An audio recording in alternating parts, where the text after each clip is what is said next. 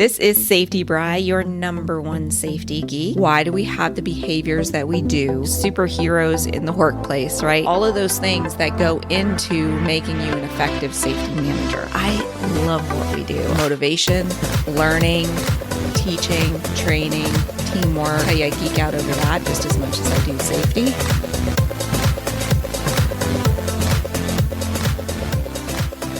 Hello, my safety friends. This is Bri, your number one safety geek, and welcome. Welcome to the Safety Geek podcast. Today, we are talking about working from home as a safety manager. But before we get started, how are you guys doing? How is your quarantine doing? So I have one tip I want to share with you, and I talked about this I don't know where. It might have been like on a webinar or something like that. But I talked about how I get my groceries via delivery.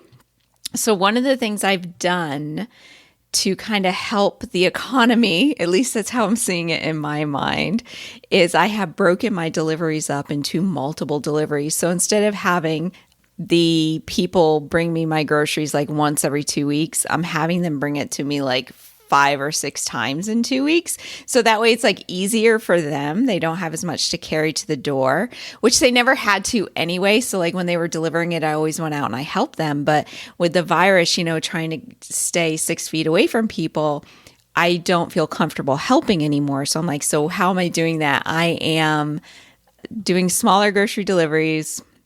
So that way they only have to make one trip to my door, and I'm doing more of them. So that way they have more deliveries under their belt and they get paid more. So I was talking to my delivery girl, Grace, because generally I get the same person. I get the delivery at the same time if possible. And Grace was like, it is helping her tremendously. So I wanted to share that little tip with you. If you have an amazing little virus tip that somebody might not know, pop on over to the show notes and leave it in the comments. That would be really cool. Even though I'm sure like my show notes for this episode are not going to say comment about your grocery delivery. But anyway, I hope everybody out there is staying healthy and safe. I'm sorry I'm moving around, so you probably heard the zipper on my sweater. So today what I wanted to talk about was working from home as a safety manager. So I want to tell you a story that happened to me several years ago. I was working at a facility that was literally 98 miles from my home, and I had to drive there and back every single day. And I made that decision because I didn't want to move to that town because they had a very high drug rate, to tell you the truth. And I didn't want to move my family. And there was something going on with the home prices at the time, hint, hint, where when we were looking at moving, the home prices were so freaking inflated. We said, no, we're not going to move right now because I don't know what's going on with this housing market. Something's not right. And this was before the bubble burst, my friends. So I went ahead and I commuted, and it wasn't that big of a deal to me. And in fact, I liked it because on my way to work, it allowed me to calm my mind. And by the time I walked into my office, I knew exactly what I was going to do for the day. I would run my to-do list through my mind. On the way home, I don't know if you're like this, but when I get home from work, I just want to sit on the couch and do nothing. Like, give me a moment, right? Especially if you have kids. So on my way home, that commute home gave me that time to myself. I would listen to books, I'd listen to podcasts, music, whatever. When I walked in the door, I was ready to go and deal with family stuff. So it wasn't that big of a deal. But what the result was I was only getting about 5 hours of sleep a night, which at the time, it didn't seem like that big of a deal to me. I was like, no, I don't sleep that much anyway. It's not that big of a deal. I had a ton of health problems because of it. So out of nowhere, I started getting all of these major health problems. It was like every organ system in my body started to go all funky. I wouldn't say fail, but it was just something funky was going on, to the point that the doctors, they put me through so many different tests because like I was coughing up blood, I was having trouble breathing, I had memory loss, I had all of these things going on. And they were like, everything's pointing to sleep deprivation, which I thought was crazy at the time.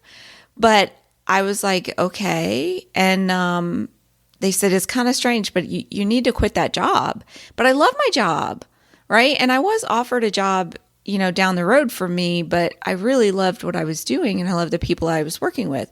So I went to my boss and I said, hey, this is what's going on. I said, the only solution I can see is working from home 2 days a week to kind of give my body a break. And he said, done. So that's my story as to how I started working from home. So I was a safety manager. I had 2 locations, 450 employees, and I would work from home 2 days a week, 100 miles away from my facility. So this is how I approached I want to go over how I worked from home and some tips for you guys, because I'm sure some of you are working from home right now. But I also want you to see the big picture of this. This is how I changed my culture of being, I don't have to be there. You guys can handle this. I am your coach. Because I already had that, being that I had 2 facilities that were 50 miles apart, and I could be at one and have an accident happen at another, right? But then when I started working from home, I was even further away. So my management team had to be trained on what to do when I wasn't there. And they handled it. They really did. You just have to train them ahead of time, and you have to have that mindset of like, they got this, and you don't need to physically be present. Where 20 years ago, I was the person that was jumping in the car to get to the accident that was 3 hours away because I had to be on scene. And that's what my employer expected at that time. So just know that it is possible to do safety from a distance, although some things can't be done from a distance. So that's what we'll talk about. So I'm sure that several of you are working from home, or you're working from home in a limited basis like I was. So some tips on how to do this. The very first thing you need to do when you start transitioning from working in an office to working at home is eliminate as much paperwork as possible. I would seriously look at every single piece of paper that you deal with and say, how can this be done digitally? Because it can be. And I actually did a Facebook Live on this recently. So maybe I'll start downloading my Facebook Lives and throwing them in this feed. But we did that recently. So my entire office, when I was doing this hybrid work schedule, could fit in a backpack. I worked out of a backpack and a file box. And that was it, because I eliminated as much paperwork as possible, and I had things done digitally. So even forklift inspection reports, I would check those and track those, and we quantified everything. But anyway, they started scanning them. We started putting them into a digital format. It started going into like a Google form and all of that kind of stuff. So just kind of translate, like, what paperwork am I dealing with, and can I eliminate it completely? All right. So I actually love paper more than digital because I find it more efficient in a lot of cases. But there's really no need for a lot of things to be on paper unless, you're going to have an OSHA inspection, which I go into that in that Facebook Live. There's apps that I love to use that help me eliminate my paperwork too. My favorite app for note taking, because I do not use notebooks anymore, although my mother got me a Rocket book for Christmas that I absolutely love. It is a reusable notebook that you use friction pens and then you can wipe it off, because a lot of times I just want to write a quick note, but it's nothing that I have to remember exactly. A lot of times, like numbers, like yesterday I was doing something, it was like I have to add 3 and then 4 and then 5 or whatever. So I would make notes as to how I was doing my process, and I didn't have to keep it. So I would put it on my Rocket notebook. So that way it's not really paper, but I'm able to just wipe it off. So I don't use a lot of paper. So for note taking, I use Notion, which is an amazing app. It's free up to a certain point. I reached that point pretty much in a day or two, so plan on paying for the version, which I don't know what their pricing plans are. I have 2 kids in my household who both have school email addresses, so I could actually sign up with their email address and get it for free. So hint, hint. Other apps I like, and I'm sure you guys have heard of Dropbox. I love Dropbox. At my work, I used to use OneDrive, hated that. But what I'm using right now is G Drive, and that's the Google Drive. The reason I like Google Drive more than Dropbox is that Dropbox requires the documents to be downloaded onto your computer, which is great if you don't have an internet connection because it's already on your computer. But what it does do is fill up your computer really, really quickly and slow everything down. The G Drive will only download it once you click on it. So you do have to be connected to the internet at all times for it. That's the downside, unless you have actually marked things as being, I want this always available. So if I'm working on a specific project for a period of time, I will mark that folder as available offline, so that way I can always access it. But most of the stuff in my G Drive I can access all the time, where with Dropbox I had to like go into the website for the stuff that wasn't downloaded onto my computer. So that's why I like that better. And then when you're using G Drive, you can also start incorporating Google Forms for your supervisors to submit any inspections or reports to you. So like I said, we transitioned our forklift inspection reports onto a Google form that they could fill out, and then it actually populated into like an Excel. Well, it's called Sheets with Google, but you can download it into an Excel spreadsheet and run reports if you want to. So those are just cheap ones, but I know there's safety specific apps out there. I've never had the opportunity to use them, so I can't recommend one over the other, because every employer I've worked for would never invest the money into using those apps. So I always had to use the free versions of stuff. So that's generally what I use to stay paperless, right? And I try to keep any paper that I'm doing just like temporary notes. So if I have paper, it's like a temporary note. So that way it doesn't matter if it's not with me. As if I'm switching from the office to home or something like that, that's just a temporary. But if it's a note that I want to keep for a long time or something I'm not going to address for a while, then I'll use the Notion app. All right, so that's step one, eliminate your paperwork. Step two, you want to look at what can be done from home and what can't be done from home. So things that can't be done from home are going to be like your observation, your coaching, your inspections, some investigations, because honestly, you don't have to be involved in every single accident investigation. You can train your supervisors to do them, and you can train an employee committee to do them. So all the really small ones. So I'm not saying ignore your bump, bruises, cut fingers type investigations. I think those need to be investigated too. That's how you eliminate them.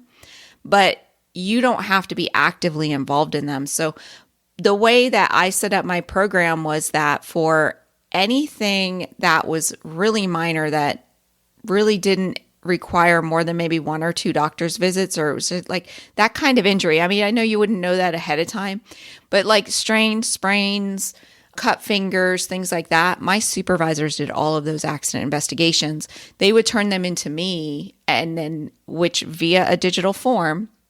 And then I can review them for whether or not they went in depth enough on the root cause. And if not, then I have a conversation with the supervisor. So I wasn't necessarily doing all of the investigations. I trained them to do that. Other things that can't be done from home would be like putting up awareness materials or promotional materials and stuff like that. So that's really it, that you have to be present to be there. And if you're building a culture where everybody is focused on safety, your presence isn't necessarily 100% needed all the time. So that's why you can work that hybrid schedule of sometimes at home, sometimes not. What can be done from home are your reports, your trending, answering emails, managing claims. You don't have to be in the office to manage claims, especially if you transfer all your claims materials onto a secured shared drive, which most employers would have. Then you can review all the claims materials there, and you can manage your claims from home. Reviewing supervisors' paperwork. So I used to have my supervisors do like trainings, coaching, observing, daily inspections, and I just started having them turn that in digitally. So it didn't matter whether I was in the office or not to review their paperwork. And if I had any problems or questions about it, I would just hop on the phone and talk to them. It was a lot more convenient to them, and it was a lot more convenient to me. So it made me a lot more efficient at my job too. Other things you can do at home, you could start creating trainings that you would then, do in the workplace. You can create policies or programs. You can write newsletters. If you have a transportation department and you have to manage DQ files, hours of service, DVIRs, doing all that work you can do from home as well. And you might be thinking like, oh my gosh, this is so much paperwork of what you're talking about. How do you do all that paperwork from home? You're going to have to be transferring it back and forth. And that is true. So you do have to create a system to get the paperwork to you. So let me take you back even further. I I was in a really bad accident. Not my fault. One out of all the accidents I've been in, this one is definitely not my fault. And I don't think it could have been prevented. But I was rear-ended by a semi and I was seriously injured. And I was at home and I have a neck fusion because of it. And after my neck surgery, I was not allowed in a car. It wasn't that I wasn't allowed to drive because of meds. Like a lot of times after surgery, it's what they'll tell you is don't drive because of the meds. No, they didn't want me in a car because they said if you get into a car accident, you can end up a quadriplegic. They were like, so no car whatsoever for, I think it was like a month or 6 weeks. It was until my follow-up. They said the bones had to heal in my fusion so that way before they trusted that I actually leave the house. So this quarantine thing we're in, I'm like totally used to that. I've been there, done that, right? So I had to come up with a way because I wasn't going to be out of work for a month. When really, like after the surgery, I had no pain anymore. It was just, I was in a neck brace. That was about it. So my work would FedEx the paperwork to me every like Monday, Wednesday, Friday. So I would receive it the very next day. They would just overnight it to me. My work was amazing that way. So I was able to continue working, not at the same capacity because, I was on drugs and that kind of stuff after surgery, but at least I wasn't just sitting at home, eating bonbons. The other way that I got paperwork to me when I was doing my hybrid schedule was I had a portable file box. And I'm sure you've seen these at Walmart, right? Where you can put hanging folders in there and it has a handle and it closes tightly, right? So I had this file box that basically transferred with me wherever I went. I included it as part of my office. So what I did is that as stuff came in at work, it got dumped into the right file in the file box. So my inbox got emptied into the file box, and then I would leave work and I would grab the file box, and then that's what I would work on my work from home day. It was so easy to the point that like I still have that file box today because it's just such a simple way to transfer paperwork. And then what was so great about it is that when the paperwork came in, I would throw it in the file box. I never saw it, so that when I was at work, I was doing work at work, work at work type of stuff. All right. So that's how you would get paperwork about. That's how you can continue your work. Now, if you were only partially working from home like I was, the next thing I want you to do is look at every task you do and think, how can I do this from home? Every single task, whatever it might be, ask yourself, how can I do this from home?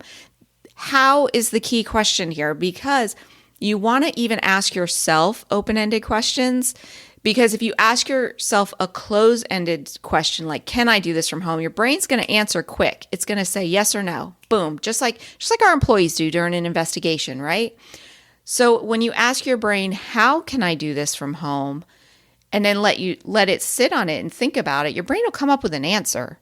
And that answer might be it's impossible, but it's more likely that it's going to come up with an answer because that's the way our brains work, is it will actually search for an answer when you give it a question. That's why when you're in the shower, all of a sudden the answer comes to you because you've asked your brain and in the background, it's actually going to work for you. I know it's freaky stuff, freaky.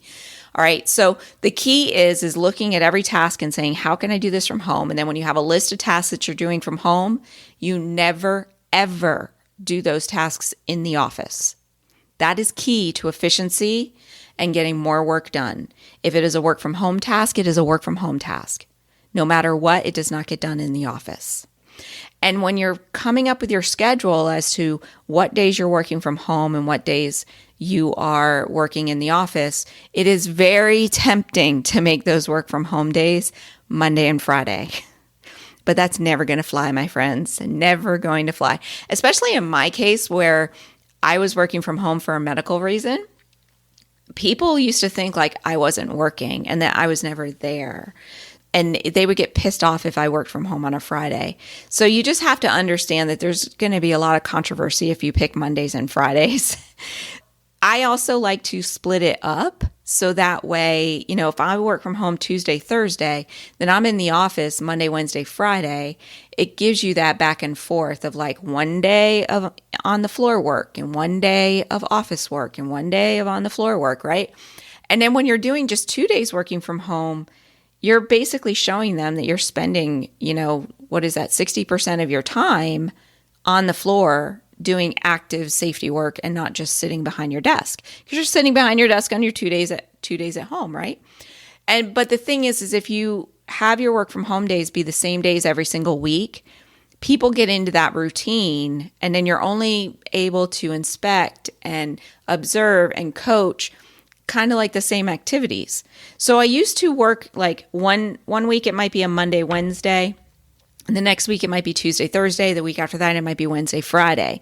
Just so that way I could get a different rotation of who's coming through the training room, what's going on with new hires, that kind of thing. Because I found when I was doing it the same days every week, I wasn't getting as much of an impact as when I changed it up. And then it also kind of gives the impression like you're there every day because no one really knows your schedule, right?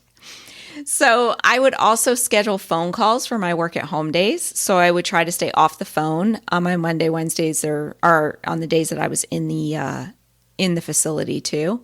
And then I got to use Zoom. I know everybody's very familiar with Zoom now, but I was using Zoom for a while because most meetings I would schedule for when I was in the office.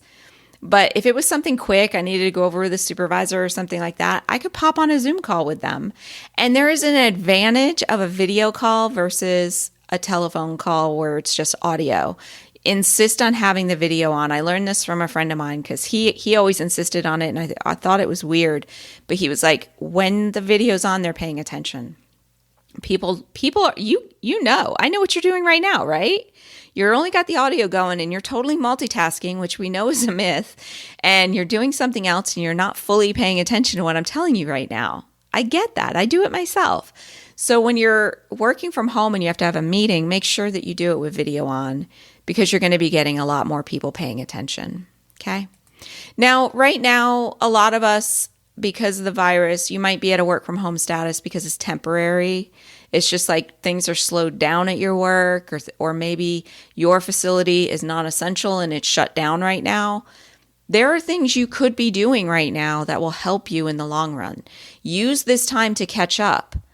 I tell you, any safety manager who is stuck at home right now and not able to go to the office, every single one of your policies and procedures should be updated. So you should be good for 2 years on that one, right? Refresh all your training materials, bring them up to date.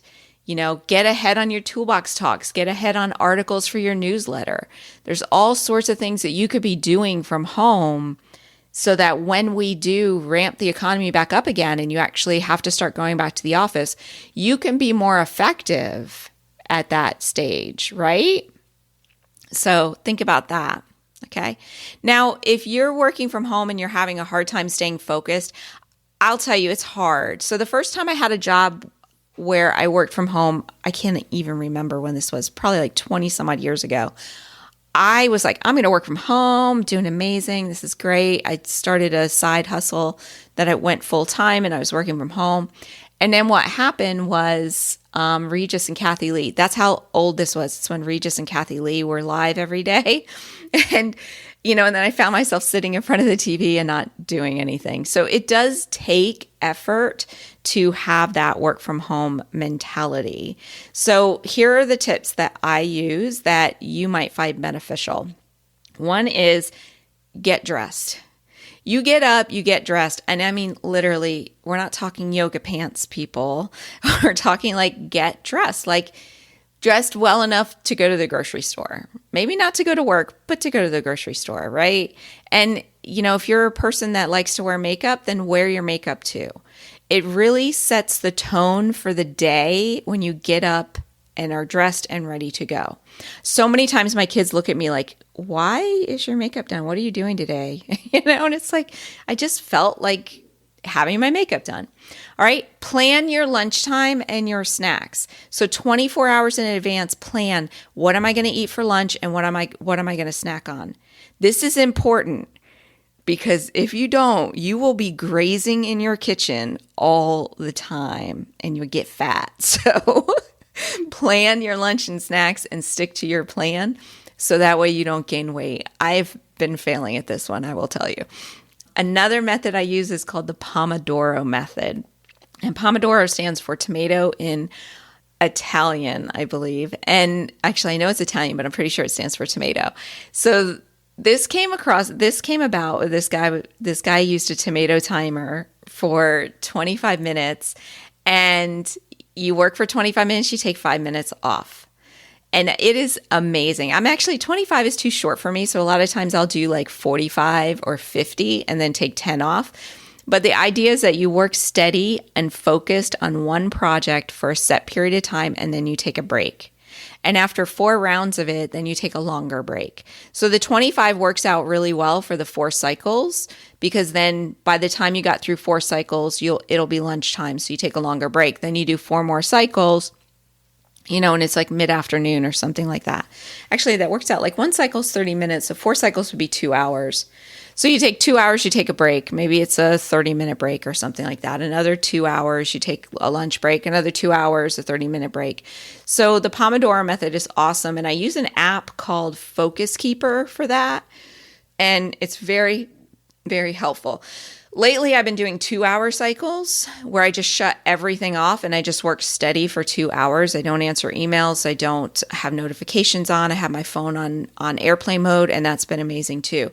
But the whole idea is create a time block of focused time, and then on your calendar, write down, this is what I'm going to work on, and I'm going to finish no matter what. So that's a key to stay focused.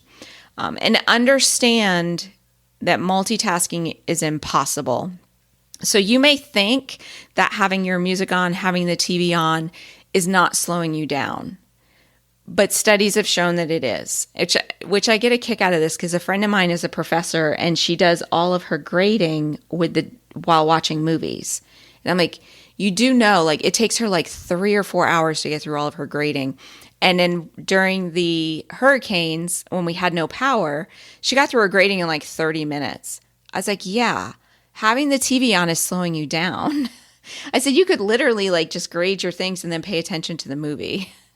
But so just know that it does slow you down. So try to shut everything off.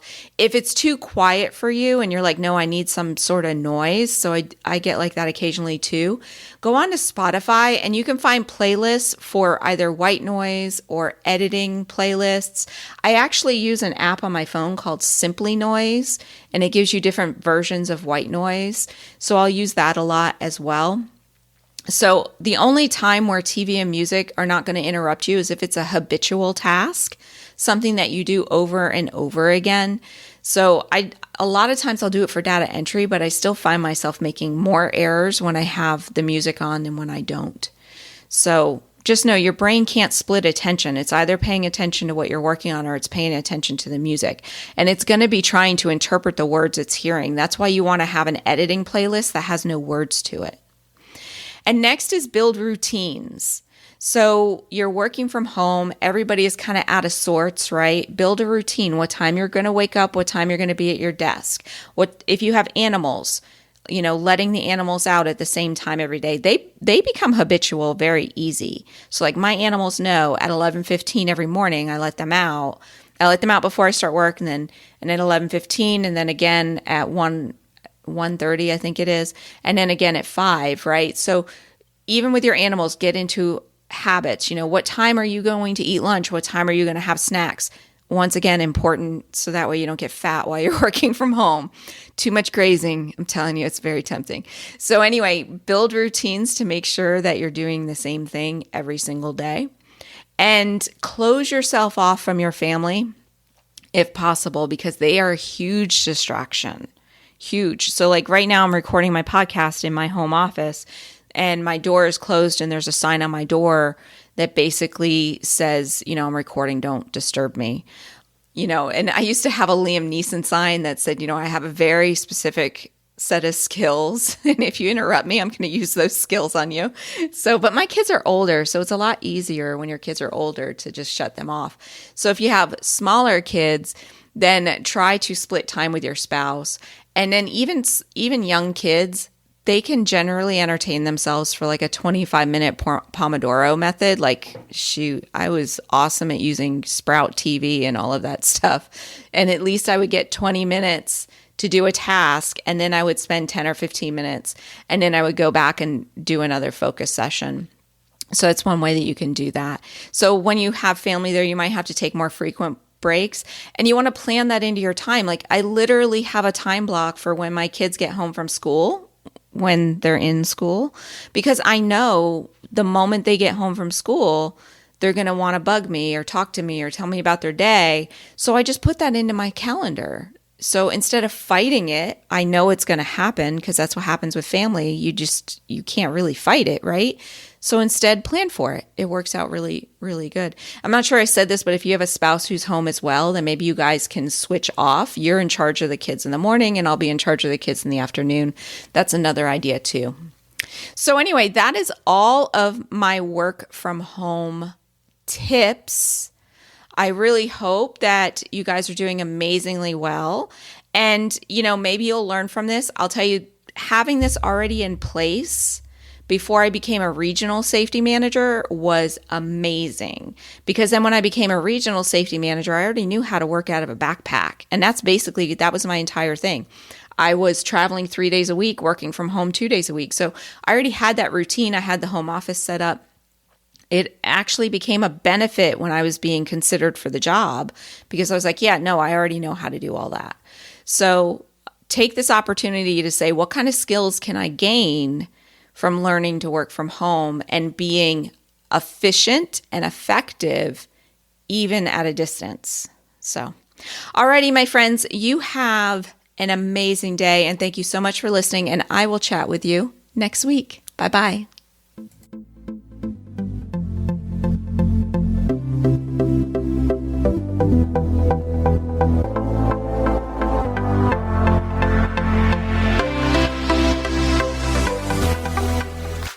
Check out the show notes and links for this week's show at thesafetygeek.com. Hey, did you know that there is a Facebook group for safety geeks just like you? You can find it on the Safety Geek page at facebook.com/thesafetygeek. And then just click the Join Group button. Be sure to join the group where we share safety manager stories and best tips and tricks within the community. Thanks for listening, and have a safe day. I'll talk to you soon.